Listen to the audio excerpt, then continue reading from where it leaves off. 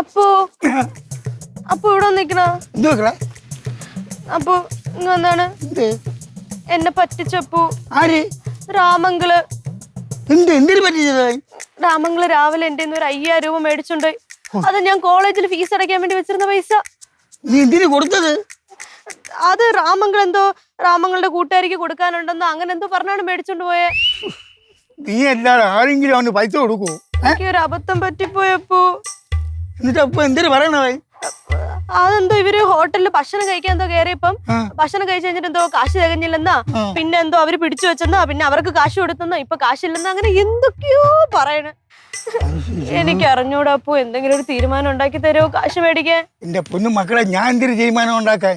നീ പൈസ എടുത്ത് കൊടുത്തിട്ട് അങ്ങനെ പറയാതപ്പോ ഞാൻ ചെന്ന് കാശ് ചോദിച്ചു. അപ്പൊ അങ്ങേര് പറയാണ്, നിന്റെ ഇപ്പൊ തെളിവൊന്നും ഇല്ലല്ലോ, നീ കൊണ്ടുപോയി പോലീസിന് കേസ് കൊടുക്ക. തെളിവില്ലെന്നാ? അവ അങ്ങനെ പറഞ്ഞ മക്കളെ, ഞാൻ പറയുമ്പോലെ നീ കേക്കൂ. ഞാൻ എന്ത് വേണമെങ്കിലും കേക്കുമല്ലോ. ഞാൻ പറയുമ്പോലെ നീ പറയണം. പറയാല്ലേ? എന്നാ വാ പാടി. അങ്ങനെ വിട്ടാ കൊള്ളൂലല്ലേ. ചിന്നു, ചിന്നുവായി എന്തോ ഇങ്ങോട്ട് വാ. രാമു, രാമു, ഇവിടെ വാടാ. എന്താ ഇവിടെ വാ.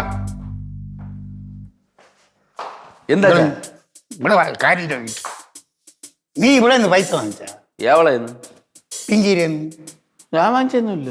മറ്റേ ശാലിനിക്ക് കൊടുക്കാണ്ടെന്ന് പറഞ്ഞാണ് എന്നെ മേടിച്ചോണ്ട് പോയത്. ആർക്ക്? ശാലിനിക്കാ? ഓ, ആ പെണ്ണല്ലേ കൊറേ പൈസ തരാവുള്ളത്. അത് ഇങ്ങോട്ടാണ് തരാവുള്ളൂ, അങ്ങോട്ട് കൊടുക്കാനില്ല. കള്ളം പറയാ ചേട്ടാ.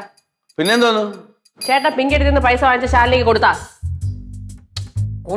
ഉള്ള സത്യം പറ നീ. ഇവിടെ ഞാൻ പൈസ ചോദിക്കാൻ പൈസ ഇങ്ങോട്ട് ചോദിക്കാണ് വിളിച്ചത്. എന്റെ അച്ഛനാണ്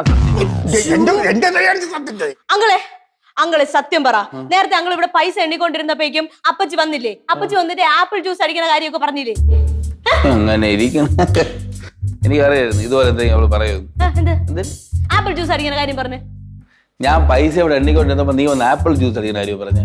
ഇവിടെ പഴം ജ്യൂസ് അടിക്കുന്ന കാര്യമാണ് പറഞ്ഞത്. മനസ്സിലായ? അപ്പോഴാണ് ഞാൻ പോയത്. തള്ളി വിടുമ്പോ ആലോചിക്കണം. ഒന്നുകൂടെ പറ.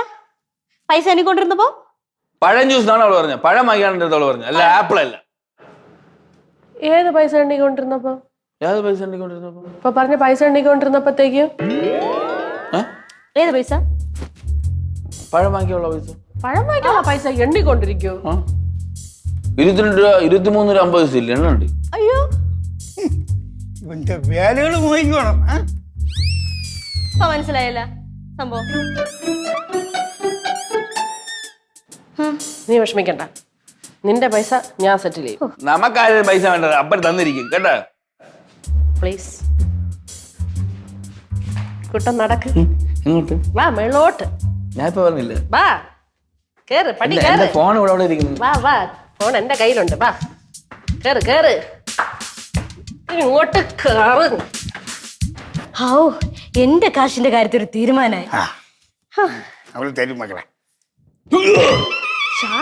പൈസ കൊടുക്കുമല്ലേ?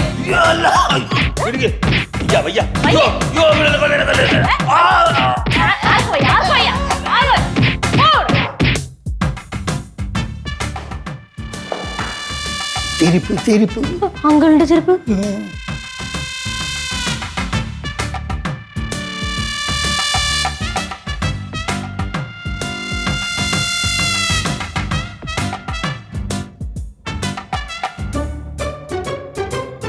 പോയാ?